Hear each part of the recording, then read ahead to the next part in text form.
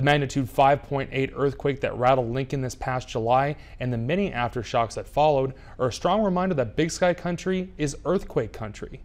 Coming up tomorrow morning, local disaster and emergency service officials will be holding the annual Great Montana Shakeout Drill.